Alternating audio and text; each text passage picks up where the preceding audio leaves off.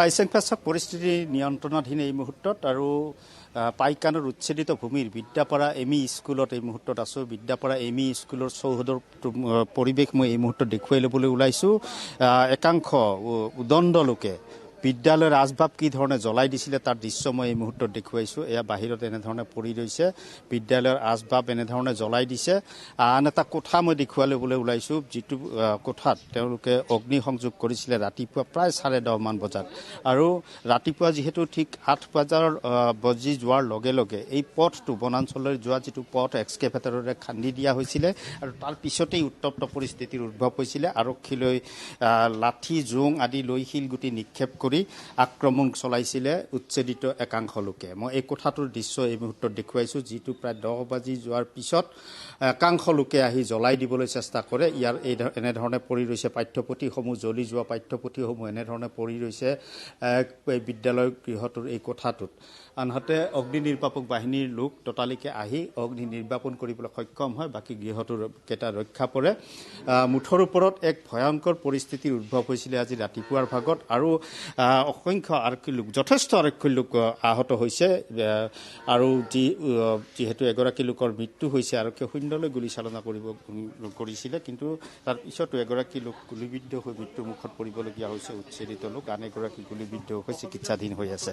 মই আৰক্ষী লোকসকলকো দেখুৱাবলৈ যত্ন কৰিম। এই মুহূৰ্তত বিদ্যাপাৰা এম ই স্কুল চৌহদত তেওঁলোক আছে। ইয়াৰে একাংশই হাতে হাতে বেণ্ডেজ লৈ এনেধৰণে বহি ৰৈছে, কাৰণ যথেষ্ট লোকে ৰাতিপুৱাৰ ভাগত তেওঁলোকক শিলগুটি নিক্ষেপ কৰিছিলে, লাঠি জোং আদিৰে আক্ৰমণ কৰিছিলে আৰু এনেধৰণে তেওঁলোকে এই মুহূৰ্তত পৰি ৰৈছে। আনহাতে এই মুহূৰ্তত যিহেতু পৰিস্থিতি কিছু নিয়ন্ত্ৰণাধীন হৈছে, যিসকল উচ্ছেদিত লোক ইয়াত থিতাপি লৈ আছিলে বিগত দিনকেইটাতো উচ্ছেদ হোৱাৰ পিছত, 12 তাৰিখৰ পিছতো উচ্ছেদ হোৱাৰ পিছতো তেওঁলোক ইয়াৰ পৰা আঁতৰি যোৱা নাছিলে। তেওঁলোকে তিৰপাল লগাই তাত ইয়াত তেওঁলোকে আশ্ৰয় লৈ আছিলে আৰু প্ৰত্যেকটো দিনতে মই দেখুৱাইছোঁ এগৰাকী আৰক্ষী লোক এনেধৰণে তেওঁলোকে বিভিন্ন স্থানত বিভিন্নজনে আঘাতপ্ৰাপ্ত হৈছে।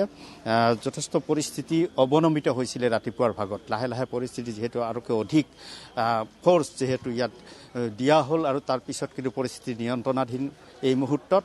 আৰু জিলা আয়ুক্তগৰাকীয়ে কিছু সময় পূৰ্বে গোটেই অঞ্চলটোত বিশাল আৰক্ষী বাহিনীলৈ গোটেই অঞ্চলটোত এতিয়াও টহল দিছে।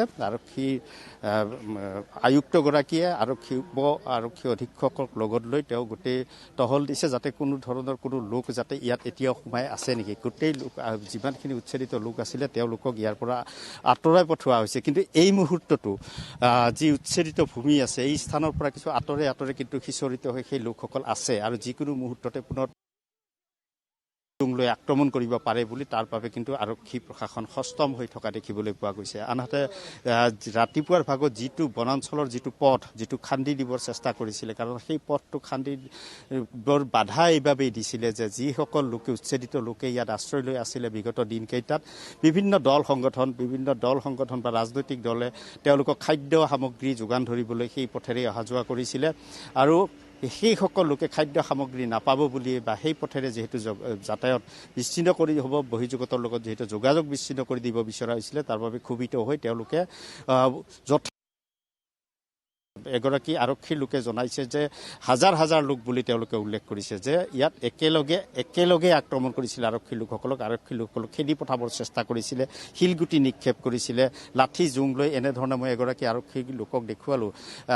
বিভিন্ন স্থানত তেওঁলোকে আঘাতপ্ৰাপ্ত হৈছে আৰু চিকিৎসাধীন হৈ আছে। 5গৰাকী আৰক্ষী লোকক ইতিমধ্যে গুৱাহাটী মেডিকেল কলেজ হস্পিটেলত প্ৰেৰণ কৰা হৈছে আৰু উচ্ছেদিত লোক কমেও 10গৰাকীতকৈ অধিকেই হ'ব। তেওঁলোক আহত হৈছে আৰু চিকিৎসাধীন হৈ আছে। এগৰাকী লোকৰ মৃত্যুমুখত পৰিছে।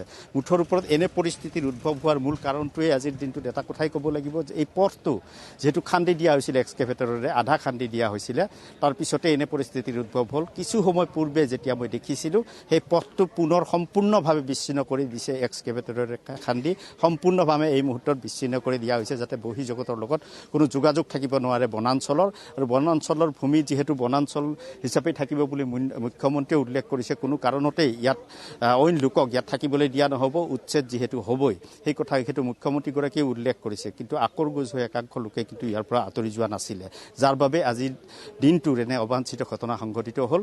আৰু তাৰ পৰিপ্ৰেক্ষিতত এই মুহূৰ্তত চেপা উত্তেজনা কিন্তু অব্যাহত আছে। কাৰণ কিয় মই উল্লেখ কৰিছোঁ যে ইয়াত যিসকল লোক আছে আঁতৰি কিন্তু এই স্থানৰ পৰাহে আঁতৰি গৈছে, কিন্তু আঁতৰে আঁতৰে সেইসকল লোক এতিয়াও আছে। তেওঁলোকে যিকোনো মুহূৰ্ততে শিলগুটি হয়তো নিক্ষেপ কৰিব পাৰে বা লাঠি জোং লৈ আহিব পাৰে বা একত্ৰিত পুনৰ হোৱাৰ চেষ্টা চলাব পাৰে, কিন্তু এই মুহূৰ্তত সিঁচৰিত হৈ আছে চৌদিশে সেইসকল লোক। কিন্তু এই যে উচ্ছেদিত ভূমি, এই উচ্ছেদিত ভূমিত কিন্তু তেওঁলোকক ইয়াত থাকিবলৈ দিয়া নহ'ব। যিসকল তেওঁলোকে তিৰপাল লগাইছিলে বা পলিথিনৰ চালি লগাই তেওঁলোকে ইয়াত আছিলে, সেইসমূহ পৰি ৰৈছে, তাৰ পৰা সম্পূৰ্ণভাৱে খেদি দিয়া হৈছে। কিন্তু লোকসকলে যি ধৰণে জনাইছে, ৰাতিপুৱাৰ ভাগতো দল সংগঠনসমূহে যি ধৰণে জনাইছে, তাৰে একাংশ লোকহে আকৰগোজ হৈ আছিলে যে তেওঁলোকে পূৰ্বপুৰুষৰ পৰা এই স্থানত আছে, গতিকে তেওঁলোকে এই স্থান এৰি ইয়াৰ পৰা নাযায়। আন একাংশই কিন্তু উল্লেখ কৰিছিলে যে তেওঁলোকে সা সামগ্ৰীখিনি থিতাপি লগাব পৰা নাই, যাৰ বাবে ইয়াত আছে, তেওঁলোক আঁতৰি যাব। কিন্তু তাৰ পিছতো তেওঁলোকৰ যিটো খাদ্যৰ অভাৱ, চৰকাৰীভাৱে যিহেতু তেওঁলোকক কোনো ধৰণৰ খাদ্য সামগ্ৰী দিয়া নাই, পানীও এটুপিও নিদিয়াৰ অভিযোগ উত্থাপিত হৈছে। আৰু তাৰ পিছত যিহেতু ৰাজনৈতিক দল বা অন্যান্য দল সংগঠনসমূহে তেওঁলোকক খাদ্য সামগ্ৰী যোগান ধৰি আহিছিলে, বিভিন্ন সময়ত তেওঁলোকক সমবেদনা জনাবলৈ আহি আছিলে, আৰু সেইসকল লোকে যাতে উচতনি দিব নোৱাৰে তাৰ বাবেই যে এই ব্যৱস্থা কৰা হৈছিলে যে এই বনাঞ্চলৰ ভূমি প্ৰৱেশ কৰিব পৰা যিটো পথ, সেই পথটো খান্দি দিয়া হৈছিলে। আৰু খান্দি দিয়াৰ পিছতে এনে ভয়ানক পৰিস্থিতিৰ উদ্ভৱ হয় আজিৰ দিনটোত। মুঠৰ ওপৰত এটা কথাই উল্লেখ কৰিব লাগিব, যি সময়ত এগৰাকী লোকৰ মৃত্যু হোৱাৰ খবৰ যেতিয়া লাভ কৰিলে বিভিন্ন দল সংগঠনসমূহে, আৰু তাৰ পিছতে আহি কিন্তু সেই উচ্ছেদিত যি ভূমি আছে পাইকানৰ, তাত এই বনাঞ্চলত প্ৰৱেশ কৰিবৰ চেষ্টা কৰিছিলে সেই ছাত্ৰ সংগঠনসমূহ আহি ইয়াত প্ৰতিবাদ সাব্যস্ত কৰিব বিচাৰিছিলে, কিন্তু আৰক্ষীয়ে বাধা প্ৰদান কৰে আৰু প্ৰায় 1 কিলোমিটাৰ আঁতৰতে বেৰিকেড লগাই সেইসকলক ইয়াত প্ৰৱেশ কৰাত বাধা প্ৰদান কৰিছিলে।